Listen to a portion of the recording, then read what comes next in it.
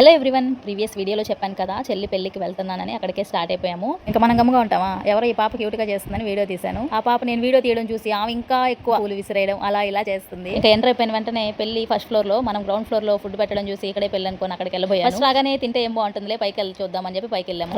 రాక first time త్వరగా పెళ్లికి వస్తే అసలు పెళ్లిలో ఎవరు లేరు. సర్లే మనకి గ్రౌండ్ ఫ్లోర్ కరెక్ట్ అని చెప్పి మళ్ళీ కిందకి వచ్చేసి టిఫిన్ తిన్నా. టిఫిన్ అయితే చాలా టేస్టీగా చాలా బాగుంది. మనకి ఎట్లాగంటే కళ్ళు కావాలంటే కడుపొద్దు అంటది, పెట్టించుకునే అన్ని తినాలంటే చాలా కష్టం కదా, అందుకే మనం తినే వరకే పెట్టించుకోవాలంటారు. నాకు ఆత్రం ఎక్కువ కదా, ఉన్నాయన్ని తినేయాలనే కోరికతో అన్ని పెట్టించుకున్నాం, తినేది మాత్రం కొంచెం. ఇంకా ఈ ఫుడ్ను ఆస్వాదిస్తూ తినేసి పైకి వెళ్ళేసరికి పెళ్లి అయిపోయింది. ఇంకేం చేస్తాం, సరేలే ఎలాగో అయిపోయింది కదా, ఏ చేసేది ఏం లేదని చెప్పేసి ఇంకా రిటర్న్ అయిపోయాను. ఎవరెవరు ఇలా పెళ్లిలో పూలు దొంగతనం చేస్తారో కామెంట్ చేయండి. మనకి ఇంకా అంత ఫ్రెష్ గా ఫ్లవర్స్ కనిపిస్తే అసలు ఆగుతామా?